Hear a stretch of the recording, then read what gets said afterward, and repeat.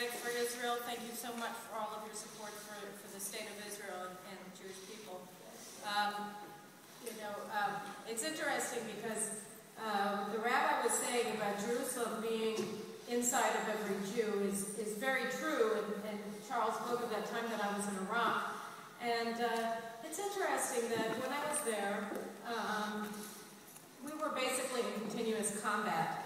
And so there were a couple of times when I actually got scared. And even though the U.S. military infantrymen are second to none, except they are equal with the Israeli infantrymen. And they fought extremely well and bravely. But what was so amazing was the entire time that I was in Iraq, everything that I saw reminded me of Jerusalem. Everything. And it was just this feeling that it was inside of me all of the time and strengthening me and moving me forward that really kept me on an even keel that entire time during that very dramatic time. And what was so interesting about it, and that's a good segue into my prepared remarks, is that I was in Iraq with the U.S. military for 6 weeks. And I left, or Kuwait had been in Iraq, and I left shortly after Baghdad fell, and I looked at the guys who I been through all of this with, and I said, okay, I gotta go. And they said, why? And I said, because this is going to turn into Lebanon, and they're going to start chewing you up and trying to spit you out pretty quickly, and this is not a good place for an Israeli to be. I gotta go. So they looked at me and they said, what do you mean? And I said, well, this is just the way of war in the Middle East. I said, when we went into Lebanon in 1982, we were greeted by villagers, Shiites, Christians, Sunni. They threw rice and candy at the IDF soldiers when they came into Lebanon because they were liberating them from the PLO. And then somewhere along the way, we were stopped by the Americans, and Hezbollah was established, or Ammon, all the time, and hiding behind children, hiding behind women, using children as deliverers of bombs and all the other horrible things that these people do. And 18 years later, we left, and Hezbollah took over Lebanon. And in the case of the U.S. and Iraq, they thought that they were different from the Israelis because they got to be biased against Israel and say that the Israelis were occupiers but were liberators, and we're calling this Operation Iraqi Freedom, and they're going to recognize that we're liberators, and they're not going to do that to us. And I said, they don't see any difference between you and Israel. They don't see any difference between the United States and Israel. They're going to do exactly the same thing to you as they did to us. And lo and behold, in April of 2003, when I left Iraq, the Hezbollah started setting up offices in Nasiriyah and in Najaf, and then the Shiite areas in southern Iraq. And within just several months, they were doing and reproducing in Iraq the exact same thing that they had done to Israel and Lebanon.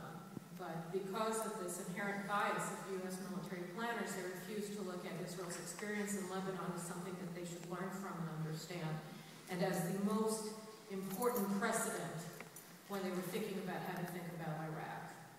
And so that, in a way, is a tragedy. And I think that the lesson that it holds for us just goes back to the question of why it is that Israel and the United States are so close, and what it is about our alliance that makes us so codependent, really, because we are two sides of the same coin. We're the same sides of the same coin on the positive side because we hold the same values of life, of liberty, of the pursuit of happiness. We value human life as sacred, not death, which is what our enemies hold sacred, death. And as a result, all about what makes us us, as Israelis, as Americans, as Jews, as Christians, is what makes us different from our enemies. It's what makes us unique, what makes us worth and necessary to defend, critical to defend, and what makes our enemies hate us is that they are the exact opposite of everything that we are. And the evil that they embrace, their very foundations of sanctifying death rather than life, is what makes it so necessary for us to embrace one another and to move forward as brothers in arms and in peace, and learn from one another and value one another. And when we think about the importance of this alliance, it's really never been more important than it is today, I think, for either of the two countries, because the situation in the Middle East today presents Israel, and I dare say the United States, with the most complex and dangerous threat environment in history, ever. Not 48 was nothing like this, even though 48 was so daunting. 67 was nothing like this, even though 67 was so daunting. Today, the threats are new. The region is unstable and becoming more and more unstable with each passing day, and more dangerous. And I just want to go through a little bit of the topography of the threat environment facing both Israel and the United States today, so that we can understand what it is that we have to do moving forward in order to meet these challenges head-on and emerge Victoria said, by the way, Charles is gone, but I'll point to that empty chair. Oh, there he is. Okay, so I'm not confused. But anyway,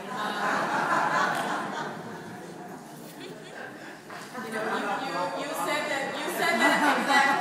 that I was the Honoree, and I take issue with that because her side lost.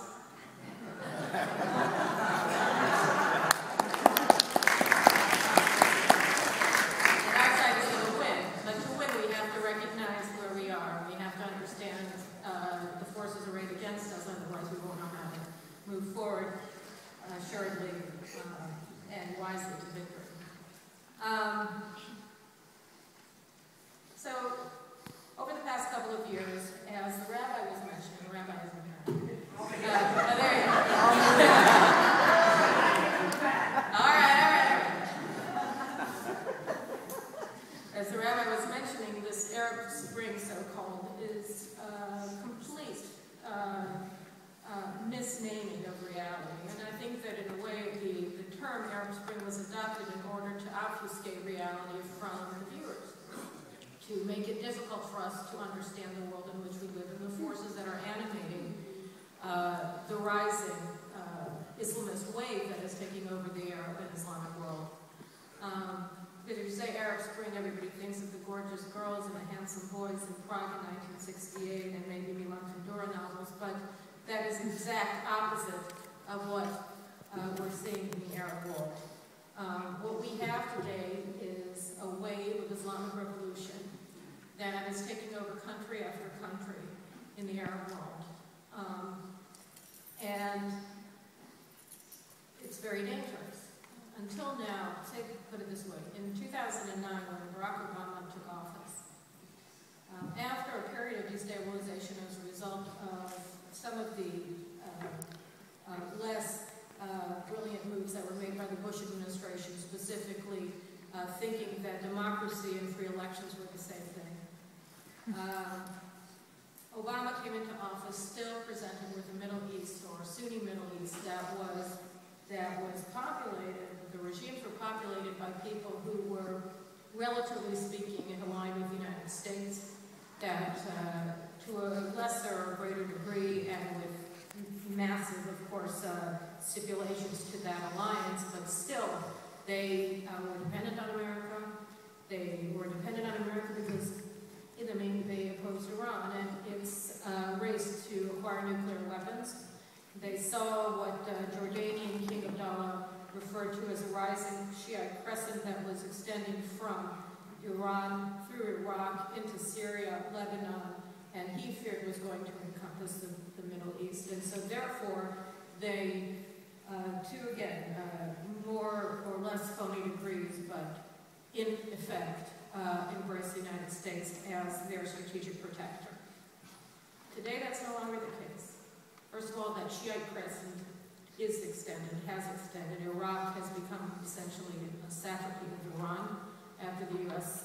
Left, with no status of forces agreement, with no treaty that would secure American interests or the independence of the Iraqi government from Iran. Iran has become, in effect, a satellite of Iraq. Iraq has become a satellite of Iran. Syria, of course, is a satellite of Iran and has been for at least 15 years. Lebanon is controlled by Hezbollah, which is Iran. And on the other hand, you have this Islamist wave inside of the Sunni Arab world where Hosni Mubarak was the anchor of the U.S. alliance system in the Sunni Arab world, and thanks in large part to the United States of America and his treachery towards Hosni Mubarak. He is now dying in a prison hospital in Suez, I think. And he has been replaced by the Muslim Brotherhood, which is a totalitarian organization that seeks the annihilation of the Jewish people, not just the Jewish country, but the Jewish people, that seeks the subjugation of Christians, first and foremost the Christians of Egypt, but generally speaking, the Christians worldwide, that seek the destruction of the United States. They receive billions of dollars of U.S. taxpayer aid, including advanced military tools of war. This is, I think, a change in the balance of power in the Middle East that, to my mind, is equal to the acquisition of nuclear weapons by Iran. Because Egypt, with a population of 70 million, that is sitting athwart the Suez Canal, is located in the most strategically vital chokehold of Levant, and now it seeks an alliance with Iran.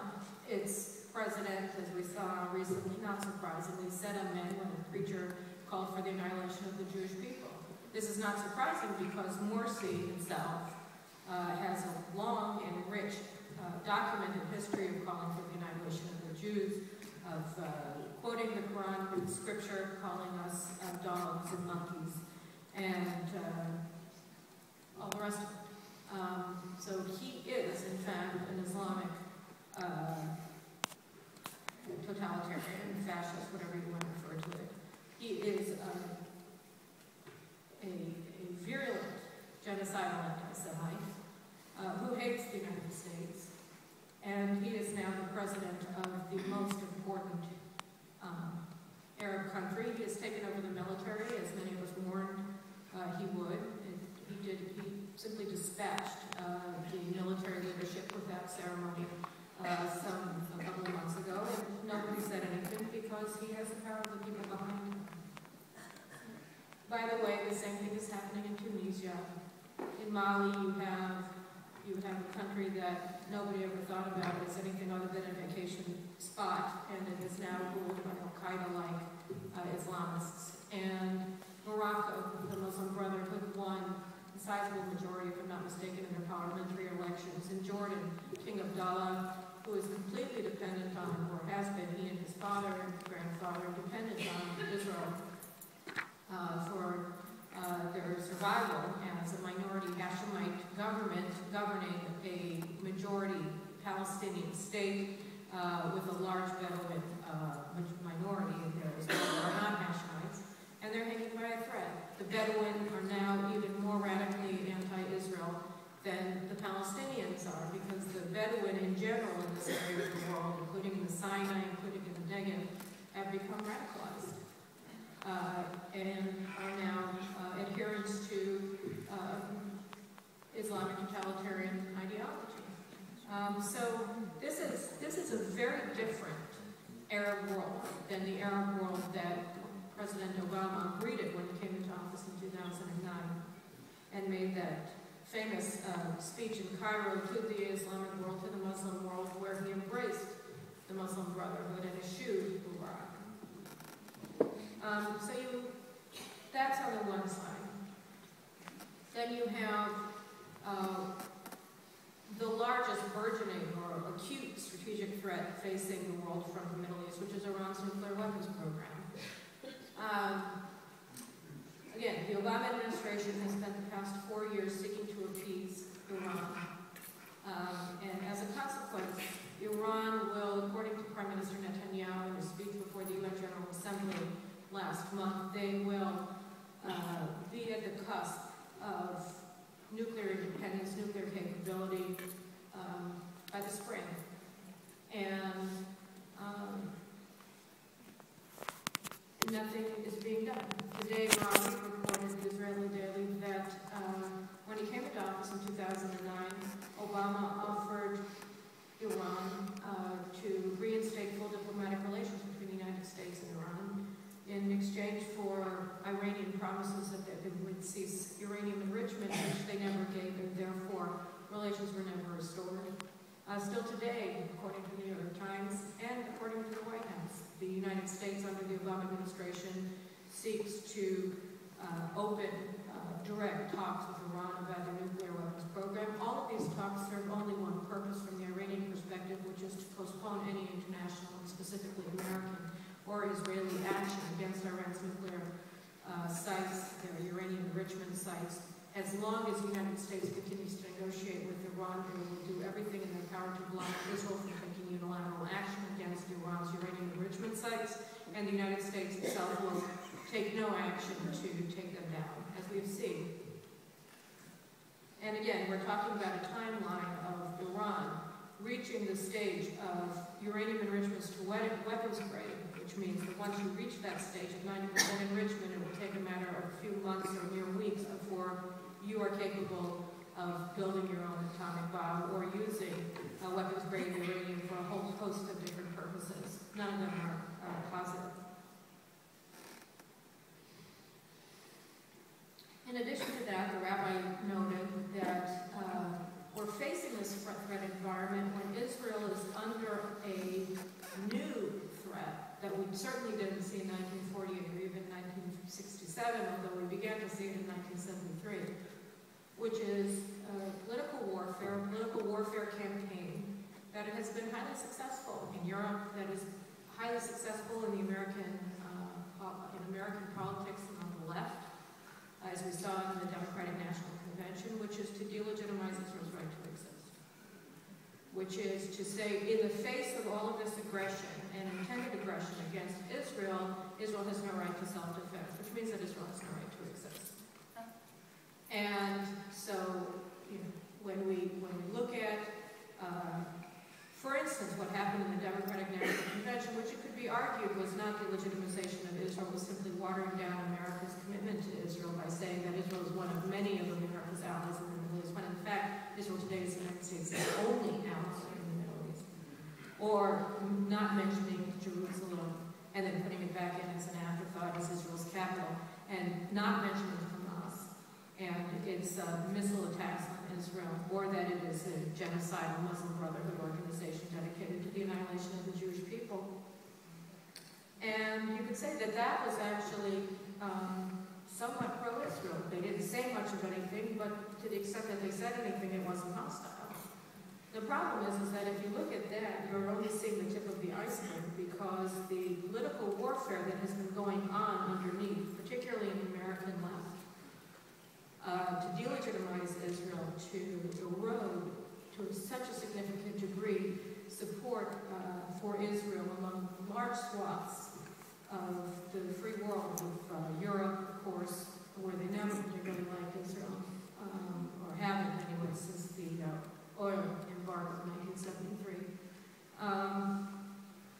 And in the United States, which was always the bulwark of pro-Israel sentiment, it's really quite startling and alarming, because so many people of goodwill praise Israel's restraint in the face of wanton attempts to murder our children on a daily basis that are happening in Gaza, and calls for our annihilation that are being shouted out throughout the Islamic world and even in mosques in this country.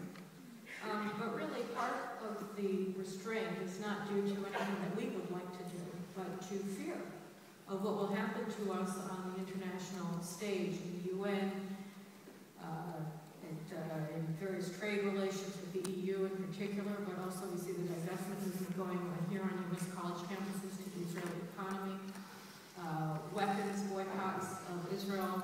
We see all of the pressure being put on Caterpillar because they sell Israel certain weapon systems. And so we're afraid of the consequences of actually defending ourselves.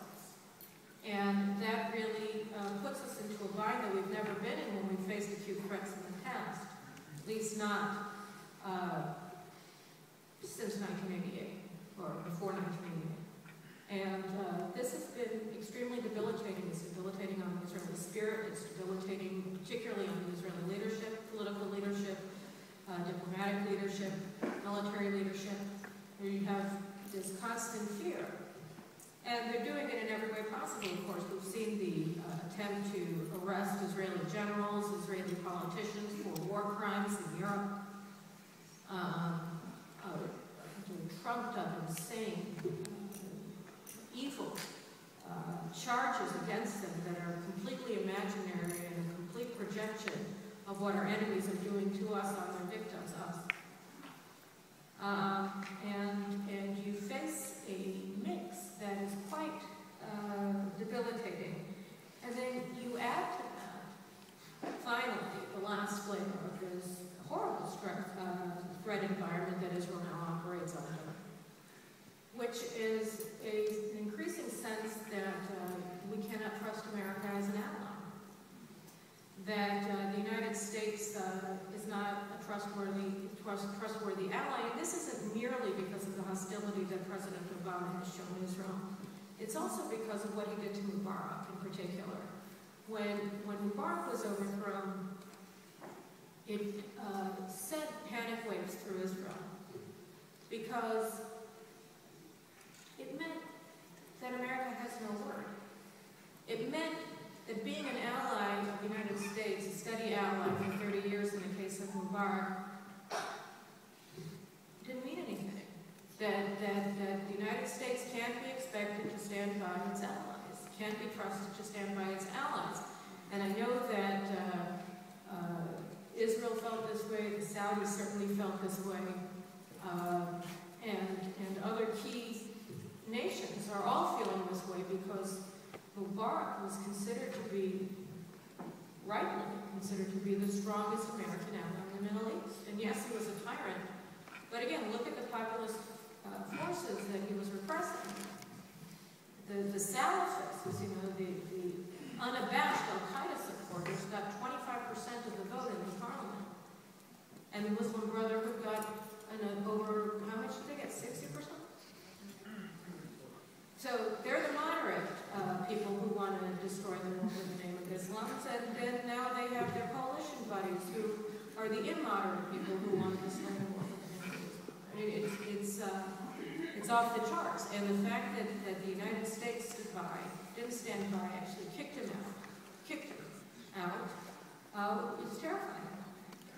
And you add to that the fact that, you know, since he came into office, Obama has a long record of humiliating Israel, of agreeing to do things like single out Israel's nuclear program for sanction at the United Nations, for equating it, and so allowing the Arabs to equate it with Iran's nuclear weapons program. When you see the way that his Secretary of Defense blithely discussed Israel's nuclear weapons as if this was something that every American leadership had acknowledged, when in fact none of them had ever acknowledged.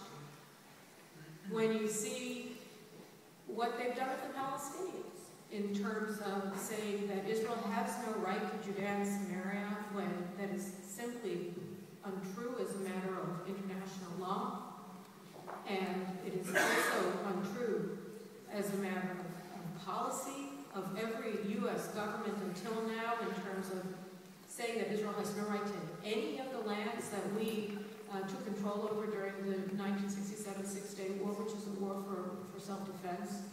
in refusing to acknowledge that Jerusalem is Israel's capital city, in building a U.S.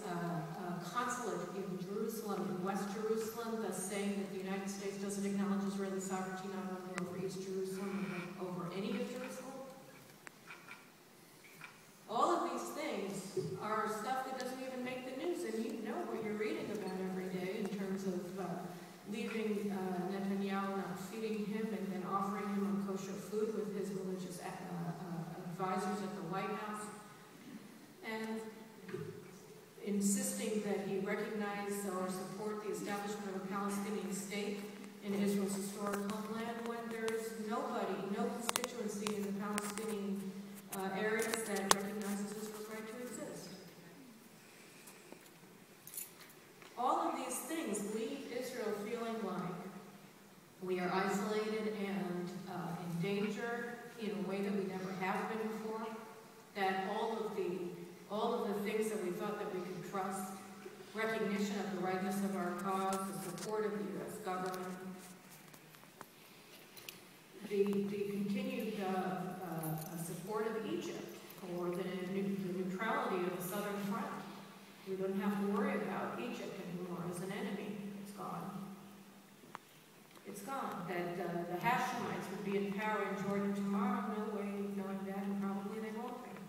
Meaning that our long Eastern Front is now again going to become a front of war. And what is facing us from the east?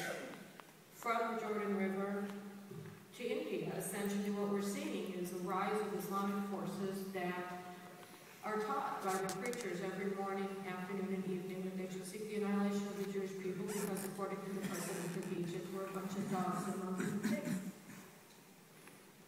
And we are the biggest enemies of Muhammad. You know, I'm sorry to come and be the bearer of such bad tidings, but I think that it's very important for us to recognize where we live today and the world as it is. Because we have seen politicians, not only in the United States, but throughout the world, including in Israel, trying to paint a rosy picture of the reality that we face. And then we allow ourselves to drift into complacency when people say things about Israel that aren't true, when we hear off-sided comments about neocons and the neocon agenda in America, when everybody knows that neoconservative is a synonym for Jew today. And we just brush it aside because it's not a big deal, because everybody says it's going to be okay. Well, here's the thing. The good news is it will be okay. But the bad news is that we're going to go through some really lousy times before it is okay. And the only way that we're going to be able to do that is if A, we recognize what's at stake, B, recognize the forces arrayed against us, and then finally, understanding what's at stake and understanding the nature of the forces that are seeking the destruction of the Jewish people, Jewish state, which by the way will bring about the destruction of the Jewish people. There will be no Jews if there is no Israel. This is the third Commonwealth. It was a miracle we got it. We can't be betting on for it. When we listen to them and we hear them, we have to take them seriously. And we have to stop making excuses for behavior that is inexcusable. And we have to stand up to all the people who want to tell us that Israel has no right to exist. Fuck you. And you know what? You don't have any place at my table with those kinds of thoughts. My time of tolerating the intolerable is over. It's over. Because if we don't do that, then we continue to give credibility to lies and to evil and to murderous designs. And we can't do that. We've been here so many times before in our history. We have to know that we have a choice today. We have a choice. When we say we stand with Israel, we don't stand with Israel because it has high-tech farms in Herzliya and because we're making cures for every disease on the face of the planet. That's all nice, but that is all a function of who we are as a people. We stand for Israel because Israel is good, because Israel is just and moral and righteous. And we stand with them because we want to be on the side of all those things. And everybody who says anything else about Israel is on the wrong side of justice. It's as simple as that.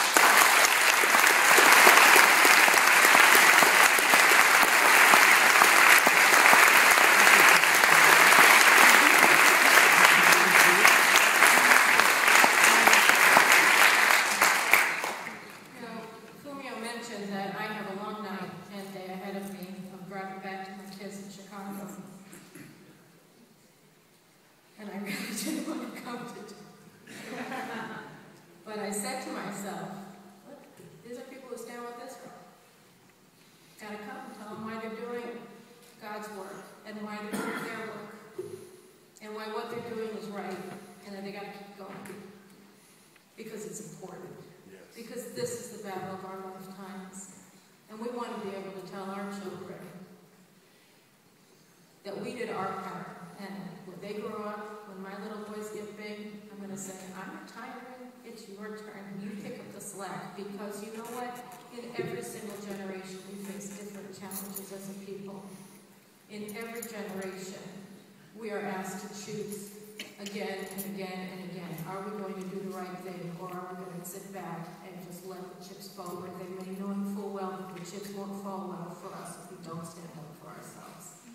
So, generations from now, they'll have their battles to fight. And I'm going to be able to look on with pride and say, I did my part. And I know all of you are going to do the same thing. And I thank you all for standing with us and for standing with Israel. And I so appreciate that you're honoring me with this important award today.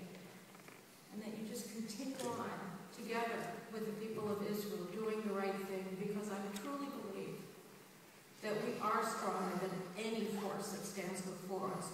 Not just because God is with us, which of course He is, but because we're with Him. So thank you very much.